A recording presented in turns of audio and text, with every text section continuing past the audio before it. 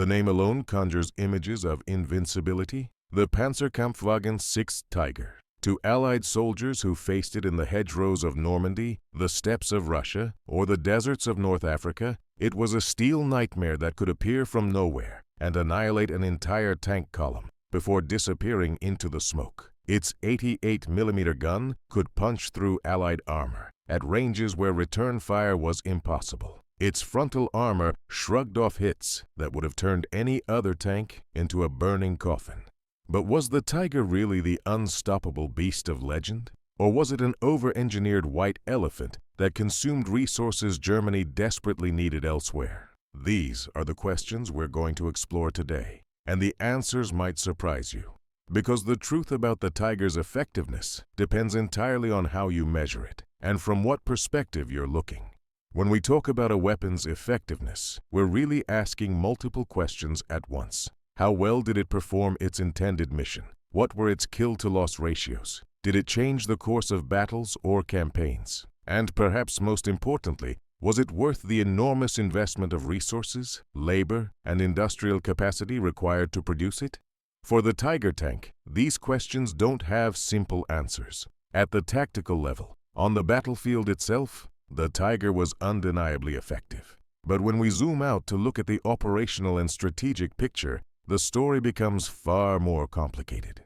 Today, we're going to dig deep into the actual historical data. We'll examine kill-to-loss ratios from individual heavy tank battalions. We'll look at specific battles where Tigers made their mark. We'll consider the psychological impact these machines had on Allied forces. And we'll weigh all of this against the staggering costs of production, the nightmarish logistics, and the constant mechanical troubles that plagued these steel behemoths. By the end, you'll have a much clearer picture of what the Tiger really accomplished and what it cost Germany to field this legendary weapon. The birth of a legend. To understand the Tiger, we need to go back to 1941, when the German Wehrmacht rolled into the Soviet Union, confident of another lightning victory. What they found instead were Soviet tanks that shocked them to their core. The T-34 medium tank and the KV-1 heavy tank were unlike anything the Germans had faced in Poland, France, or the early campaigns. These Soviet machines had sloped armor that deflected German anti-tank rounds, and they mounted guns powerful enough to destroy German panzers at ranges where the Germans couldn't fight back. The German army needed an answer, and they needed it fast. Work on heavy tank designs accelerated dramatically. Two companies competed for the contract, Porsche and Henschel. Porsche's design used an innovative but troubled petrol-electric transmission system that required large quantities of copper, a strategic material Germany had in short supply. Henschel's more conventional design won the contract, and in August 1942, the first production Tigers rolled off the assembly line. What emerged was a beast. The Tiger I weighed in at 54 tons in combat trim, making it nearly twice as heavy as the medium tanks that formed the backbone of most armored forces. Its frontal armor was 100 millimeters thick, with 80 millimeters on the sides and rear. But the real star of the show was its main gun, the 88mm WW2 a weapon derived from the famous Flak 88 anti-aircraft gun that had already earned a fearsome reputation in the anti-tank role. This gun could penetrate any Allied tank's armor at ranges exceeding 1,500 meters. A Sherman tank would need to close to within 500 meters to have any realistic chance of penetrating a Tiger's frontal armor, and even then, only with a lucky shot. The Tiger could engage and destroy Allied tanks from distances where those tanks couldn't even effectively return fire. It was this standoff capability that made the Tiger so devastating in the hands of a skilled crew. The Tiger's armor protection was equally impressive. Its 100mm frontal plate could resist pretty much every anti-tank weapon in the Allied arsenal early in the war. Even as more powerful guns were developed, the Tiger remained a tough nut to crack. Crews felt relatively safe behind that thick steel, knowing that most incoming rounds would simply bounce off or shatter against their armor. Powered by a Maybach HL230 V12 engine, producing 690 horsepower, the Tiger could reach speeds of 28 miles per hour on roads, though its cross-country performance was more modest at around 16 miles per hour. For a tank weighing 54 tons, this was actually respectable performance, though it came at the cost of tremendous fuel consumption and mechanical strain. The Tiger wasn't designed to race across open terrain. It was designed to be a mobile fortress, advancing deliberately while destroying everything that opposed it. First, blood and hard lessons. The Tiger's combat debut was anything but auspicious. In late August 1942, 4 Tigers from Heavy Tank Battalion 502 were thrown into action near Leningrad on Hitler's personal orders. The location was a disaster. The terrain was swampy, the support was inadequate, and the Tigers weren't ready. All 4 became bogged down in the soft ground, and some were disabled by Soviet infantry who exploited the Tiger's limited visibility and large blind spots. The Soviets captured at least 1 Tiger nearly intact, giving them an invaluable opportunity to study this new weapon before it had even been deployed in significant numbers. It was a humiliating start, and it provided an early warning of problems that would dog the Tiger throughout its service life. The tank was simply too heavy for many types of terrain. Bridges that could handle ordinary tanks would collapse under a Tiger's weight. Swampy or muddy ground that other tanks could negotiate would trap a Tiger helplessly. But the Germans learned from this disaster. When Tigers next appeared in combat in North Africa in late 1942, they were employed more carefully. Company-sized elements from Heavy Tank Battalion 501 were shipped to Tunisia, where they faced British and American forces. Here, in the open desert terrain that allowed the Tiger's long-range gun to shine, the results were dramatically different. British tank crews found themselves being destroyed at ranges where they couldn't even see their attacker clearly. The Tiger's 88mm gun could reach out and strike with deadly accuracy at distances the British hadn't thought possible for tank warfare. After their first encounters with Tigers, British forces began reporting Tigers everywhere, even when none were present. Every German tank became a Tiger in the minds of soldiers who had seen what the real thing could do. This psychological impact would prove to be one of the Tiger's most important effects. In North Africa, the Tigers also benefited from being employed in small, concentrated groups rather than being scattered piecemeal across the front.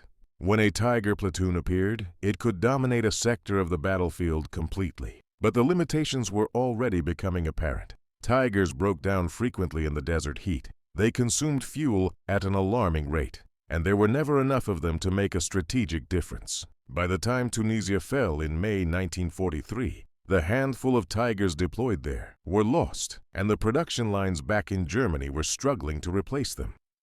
The numbers don't lie.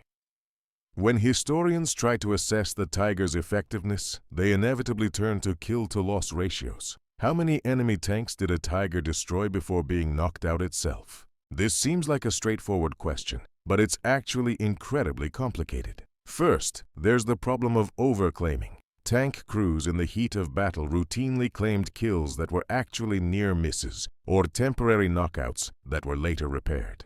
The Germans did this, the Soviets did this, the Americans and British did this. Everyone did it. Second, there's the question of what constitutes a loss. Do we count only Tigers destroyed in direct combat? Or do we include Tigers abandoned due to mechanical failure, Tigers that ran out of fuel and had to be blown up by their crews, and Tigers lost to artillery or air attack? The answers dramatically change the picture. Christopher Wilbeck, in his detailed study of heavy tank battalions, used the most rigorous methodology available. He examined German unit records, cross-referenced them with Allied sources where possible, and distinguished between combat losses and total losses. What he found provides our best picture of Tiger effectiveness at the tactical level. Between 1942 and 1945, 40 heavy tank battalions equipped with Tigers and King Tigers were deployed.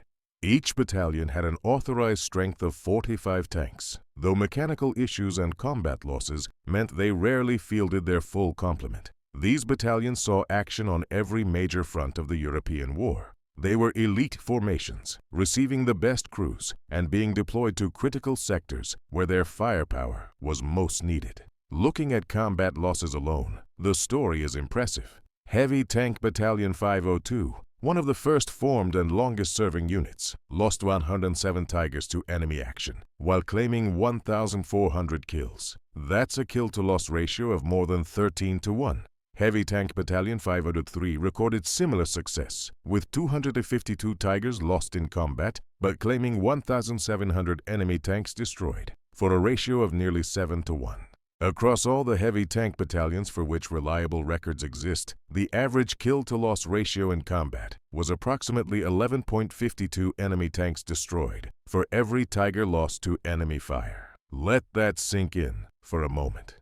In direct tank versus tank combat, supported by infantry and artillery, as combined arms doctrine required, Tiger units were extraordinarily effective. They destroyed enemy armor at a rate that few other weapon systems in history have matched. Individual battalions varied widely, with some achieving ratios as high as 19-1, while others struggled to reach 5-1. But the overall picture shows that when Tigers engaged enemy armor, they usually won decisively. However, this rosy picture changes dramatically when we include non-combat losses. Tigers abandoned due to mechanical failure, Tigers blown up by their crews when fuel ran out during retreats, Tigers lost to Allied artillery and air attack, Tigers that simply broke down and couldn't be recovered before the unit had to withdraw.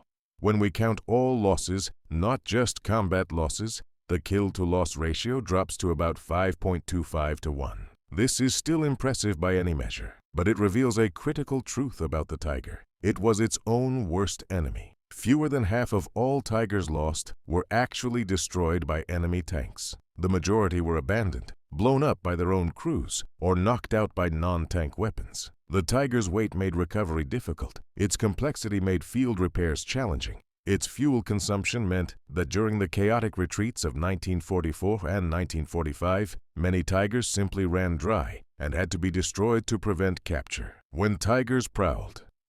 Combat in action. No discussion of Tiger effectiveness would be complete without examining specific battles where these tanks made their mark. Perhaps the most famous Tiger action of the entire war occurred on June 13, 1944, in a small Norman town called Villers-Bocage. The British 7th Armored Division, the famed Desert Rats, were attempting to exploit a gap in the German lines. Their lead elements, consisting of tanks and armored personnel carriers from the 4th County of London Yeomanry, had seized the town and pushed east to Point 213, a piece of high ground overlooking the area. What they didn't know was that elements of heavy SS Tank Battalion 101 had just arrived in the sector. Among them was SS Lieutenant Michael Whitman, already a decorated tank ace with over 100 kills from the Eastern Front. When Whitman spotted the British column, he had no time to gather his full company. Instead, acting with the aggressive initiative that characterized the best panzer commanders, he attacked with just his single Tiger. What followed was 15 minutes of devastating violence. Whitman's Tiger emerged onto the main road behind the British column and began methodically destroying vehicles. Cromwell tanks exploded under the impact of 88mm rounds. Half-tracks burst into flames. The British column, caught completely by surprise on what they thought was secure ground, was trapped between hedgerows with no room to maneuver. Whitman's crew worked with practiced efficiency, the gunner acquiring target after target while the loader kept the ammunition flowing. By the time Whitman withdrew, he had personally destroyed or damaged up to 14 tanks, 15 personnel carriers, and 2 anti-tank guns. The psychological shock to British forces was immense. The Desert Rats, veterans of North Africa and Sicily, had been stopped cold by a single Tiger tank. The British eventually counterattacked and managed to knock out several Tigers, including temporarily disabling Whitman's own tank. But the damage was done. Villers-Bocage remained in German hands for nearly 2 months. But Villers-Bocage also illustrates the Tiger's limitations. The 6 Tigers present were all that could be made operational from the battalion's authorized strength of 45. Mechanical issues, the difficult journey from their staging area near Paris, and Allied air attacks had reduced the battalion's effective strength to just a handful of tanks. And despite the tactical victory, strategically it changed nothing. The Allies still controlled the skies, still had overwhelming material superiority, and still ground forward inexorably toward Germany. At Kursk, in July 1943, Tigers played a prominent role in the largest tank battle in history. Here, in open terrain that should have favored their long-range firepower, the results were mixed. Yes, Tiger units destroyed large numbers of Soviet tanks. Yes, individual Tiger aces like Kurt Knispel racked up impressive kill counts. But the Soviets learned quickly. They concentrated anti-tank guns, coordinated armor and infantry attacks, and most importantly, they kept coming. No matter how many T-34s a Tiger destroyed, there were always more. The Tigers at Kursk also revealed another problem. They were too slow for exploitation operations. The original plan envisioned Tigers breaking through Soviet defenses, creating gaps that faster Panzer IVs and Panthers could exploit. But the Tigers couldn't keep pace with the mobile operations that developed. Their weight limited their cross-country speed, their fuel consumption required frequent resupply, and their mechanical unreliability meant that many Tigers that started the battle broke down before it ended. The fear factor. One of the Tiger's most significant effects wasn't measured in kill ratios or battlefield victories. It was psychological. The Tiger created what historians have called Tiger fear or Tiger fright among Allied forces, particularly in the West.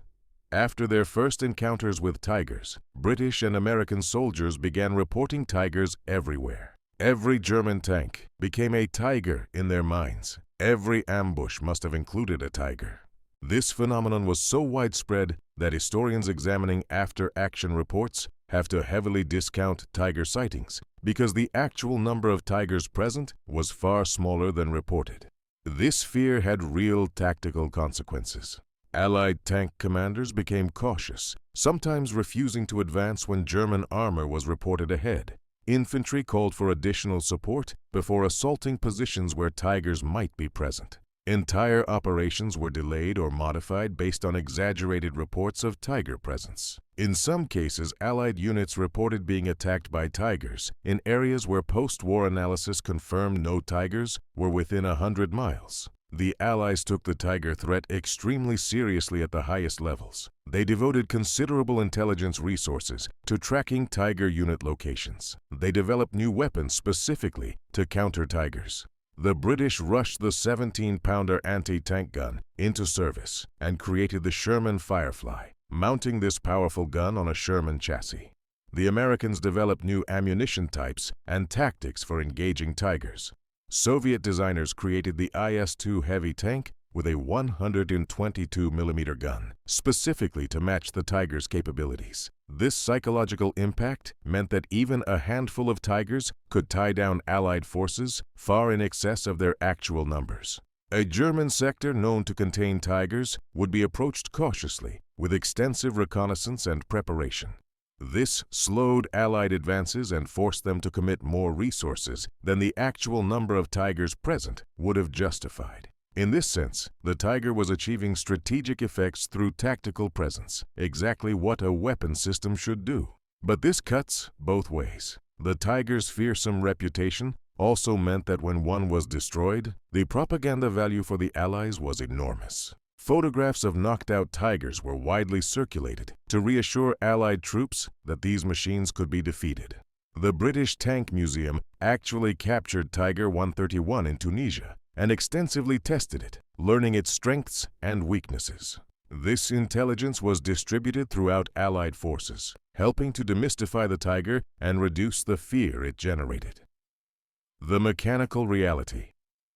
For all its battlefield prowess, the Tiger had a dirty secret. It was a maintenance nightmare. The Maybach HL-230 engine was powerful but temperamental. The transmission was complex and prone to failure. The interleaved road wheel suspension, while providing excellent ride quality, was murder to maintain. If a road wheel was damaged, sometimes multiple wheels had to be removed to reach the broken one. In winter, mud and debris could freeze between the wheels overnight, completely immobilizing the tank until it could be thawed out. The Tiger's 54-ton weight created problems that went far beyond combat performance. Most bridges in Europe had weight limits around 30 to 35 tons. The Tiger exceeded these limits dramatically. German engineers developed a deep fording system for early Tigers, allowing them to cross rivers underwater with special seals and a snorkel for the crew. But this system was complex, required at least 30 minutes of preparation, and was eventually deleted from production to save costs and complexity. This meant that Tiger units needed extensive reconnaissance and engineering support just to move. Before a Tiger battalion could advance, engineers had to inspect bridges, identify fording sites, and often reinforce or construct crossing points. This slowed tactical mobility and made surprise difficult to achieve. During retreats, this problem became even more acute. If a bridge collapsed under a Tiger's weight, the Tiger was likely to be lost, either abandoned or destroyed by its crew.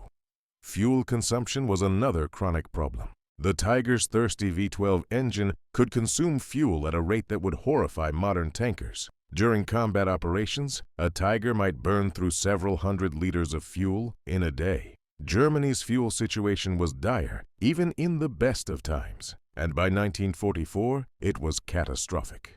Panzer units spent more time waiting for fuel than fighting. During the Ardennes offensive in late 1944, German planners actually counted on capturing Allied fuel dumps to keep their panzers running. When this didn't happen, many Tigers and other tanks simply ran dry and were abandoned. Maintenance was a constant battle. Tigers required extensive periodic maintenance to remain operational. The transmission needed careful attention. The engine required regular servicing. The complex suspension demanded constant inspection. In well-supplied, stable situations, German mechanics could keep Tigers running with acceptable readiness rates. But during the chaotic conditions of 1944 and 1945, with supply lines crumbling and spare parts scarce, operational readiness plummeted. Heavy Tank Battalion 502, one of the most successful Tiger units, typically had around 50% of its authorized strength operational at any given time. That means that of the 45 Tigers authorized, only 22 or 23 would actually be available for combat. The rest would be deadlined for maintenance, awaiting spare parts, or being repaired after breakdowns. This wasn't unusual, it was typical. The Tiger's complexity meant that keeping it running was almost as challenging as fighting it. The price of excellence. Now, we come to perhaps the most important question when assessing the Tiger's effectiveness. What did it cost? Not just in terms of money, though that was significant, but in terms of resources, labor, and opportunity cost. Could Germany have achieved better results by building something else instead? A single Tiger cost approximately 300,000 Reichsmarks to produce, not including the cost of its gun, optics, and radio. By comparison, a Panzer Force cost about 115,000 Reichsmarks, and a Stüge 3 assault gun cost even less. This means Germany could have built 2 to 3 Panzer IVs for the cost of one Tiger. And this is just the direct production cost. The Tiger required specialized machine tools, skilled labor, and materials that were increasingly scarce as the war progressed. Production numbers tell their own story. Between August 1942 and August 1944, Germany produced approximately 1,354 Tiger Is. During roughly the same period, they produced over 8,500 Panzer IVs and more than 7,800 Stüge 3s. The Tiger never achieved anything close to mass production.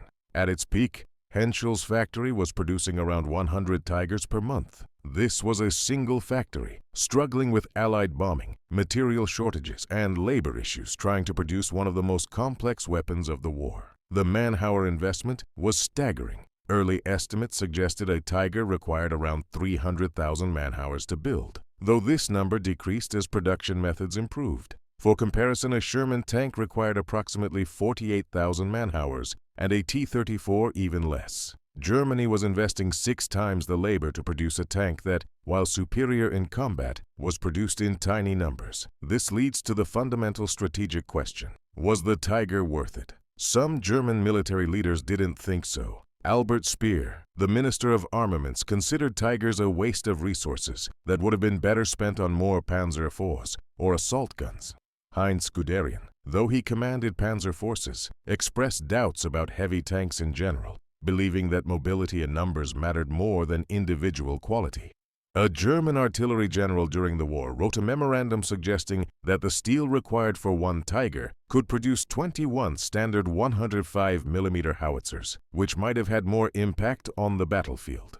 But defenders of the Tiger program counter that you can't simply count up resources and make direct comparisons. The Tiger could accomplish missions that no Panzer IV could. Its ability to dominate a sector of the battlefield, to destroy enemy heavy tanks that other German weapons struggled with, and to provide mobile, heavily protected firepower had value that transcends simple cost-benefit analysis.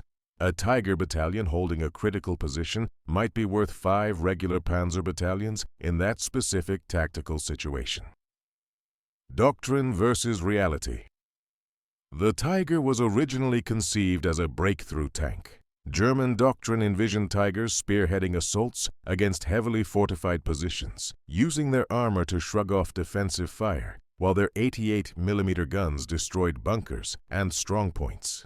Once the breakthrough was achieved, lighter, faster tanks would exploit the gap, while the Tigers consolidated and prepared for the next assault. This rarely happened. By the time Tigers reached the front in significant numbers, Germany was already on the strategic defensive. Instead of breaking through enemy lines, Tigers found themselves plugging gaps in German lines. Instead of offensive operations with time to prepare and concentrate forces, Tigers were rushed from one crisis point to another, often arriving piecemeal without proper support.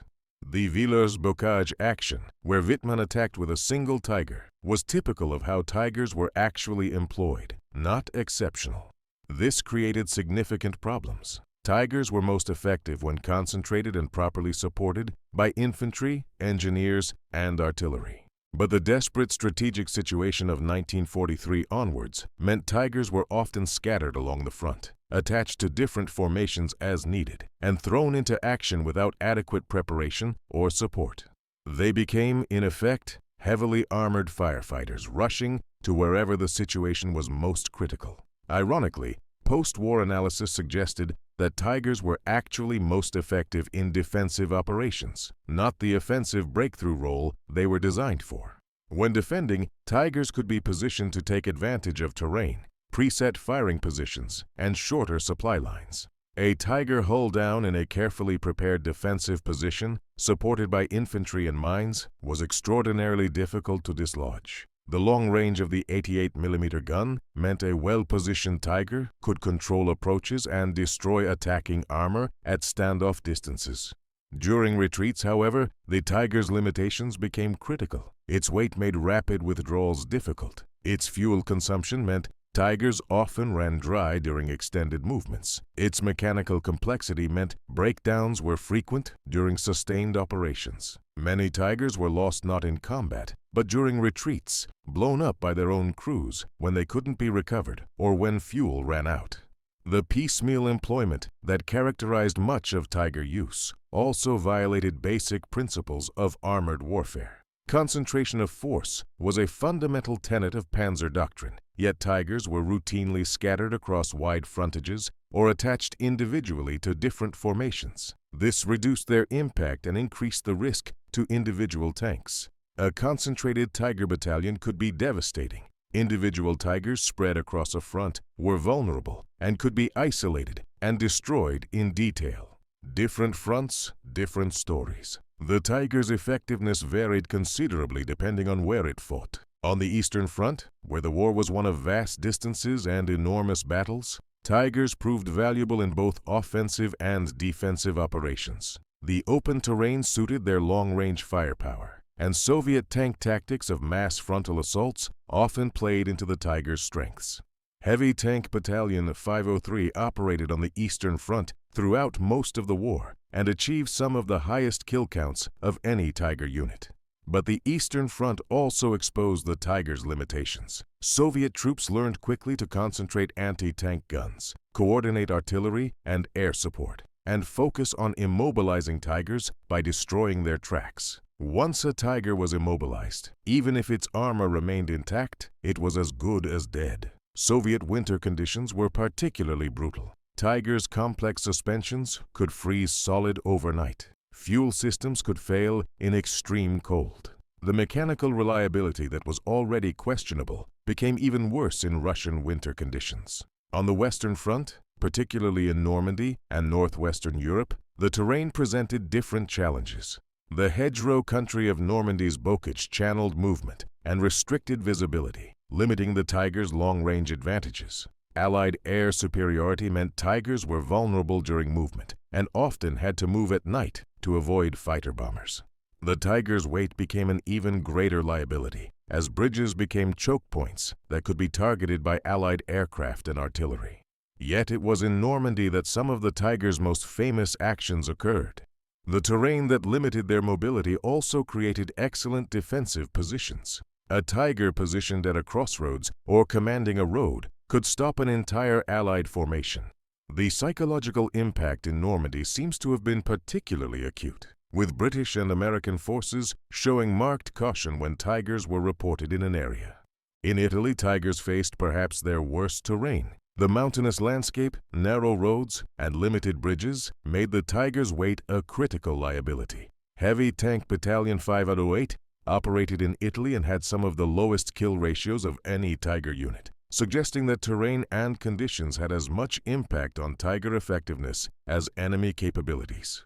The non-combat loss rate in Italy was particularly high, with many Tigers lost to mechanical failures attempting to navigate difficult terrain. The bigger picture. When we step back and look at the Tiger from a strategic perspective, the picture becomes more complex. Yes, the Tiger was extraordinarily effective at the tactical level. Yes, it achieved impressive kill ratios. Yes, it created significant psychological effects. But did it change the outcome of any major operation? Did it alter the course of any campaign? Could Germany have achieved better results by investing those resources elsewhere? The answer to all these questions is probably no. The Tiger was too expensive, too complex, and too scarce to have strategic impact. Germany produced 1,354 Tiger Is and 492 Tiger IIs, for a total of 5,000 heavy tanks. Meanwhile, the Soviets produced over 57,000 T-34s during the war. The Americans produced more than 49,000 Sherman tanks. Even if every Tiger achieved a 10-to-1 kill ratio, which they didn't, it wouldn't have been enough to offset the Allies' overwhelming numerical superiority. From a strategic resource perspective, the Tiger program probably did more harm than good. The production capacity, skilled labor, and scarce materials devoted to Tigers might have produced 3 to 4 times as many Panzer IVs or assault guns. These more numerous, simpler vehicles would have had more strategic impact through sheer ubiquity. They could have plugged more gaps in the line, supported more infantry formations, and been present in more battles. But there's a counter-argument worth considering. The Tiger wasn't just a tactical weapon, it was also a propaganda tool and a morale booster for German forces. The psychological impact cut both ways. Yes, it terrified Allied troops, but it also reassured German soldiers that they had superior weapons and could still achieve victories. In the desperate defensive battles of 1944 and 1945, this may have had value beyond what statistical analysis can capture. Moreover, some situations genuinely required the Tiger's unique capabilities. When facing Soviet heavy tanks like the IS-2, or when defending critical positions against overwhelming attacks, the Tiger's combination of firepower and armor protection provided options that no other German tank could match. The question isn't whether the Tiger was effective in these situations. It clearly was. The question is whether these situations justified the enormous investment required to field Tigers. The final verdict. So was the Tiger really effective? The answer is frustratingly complex. It depends on what you mean by effective and from what perspective you're evaluating it. At the tactical level, in individual battles and engagements, the Tiger was undeniably effective. Kill ratios of 11.52 to 1 in direct combat are exceptional by any measure. The psychological impact on Allied forces was real and significant. When properly employed with adequate support, Tigers could dominate sectors of the battlefield and achieve results far beyond their numbers. Individual Tiger crews and battalions accomplished remarkable feats that entered the annals of military history. At the operational level, the picture is more mixed. Tigers tied down disproportionate Allied resources and forced changes in Allied tactics and equipment development. but they also tied down German resources in terms of logistics, maintenance, and protection. A Tiger battalion required extensive support just to remain operational. It needed fuel trucks, recovery vehicles, spare parts, and skilled maintenance personnel that might have been better employed elsewhere. At the strategic level, the Tiger was probably a mistake. The resources invested in Tiger production could have produced far more Panzer V's, Stug 3s, or even anti-tank guns and artillery. Given Germany's increasingly desperate strategic situation after 1942, quantity had more value than quality. The Tiger's small production numbers meant it could never achieve decisive strategic impact, no matter how effective individual tanks were tactically. Perhaps the most balanced assessment comes from considering context. In 1942 and early 1943, when Germany still had some strategic initiative and adequate resources, the Tiger made sense. It provided capabilities Germany needed and could be supported adequately. By 1944 and 1945, when Germany was on the strategic defensive with crumbling logistics and fuel shortages, continuing Tiger production was questionable. Those resources probably should have gone to simpler, more numerous weapons that could be produced and supported under deteriorating conditions. The Tiger's true legacy may be less about its actual battlefield impact and more about what it represents, the tension between technical excellence and practical military necessity. Germany produced some of the most technologically advanced weapons of the Second World War, but often at cost that their economy and industry couldn't sustain.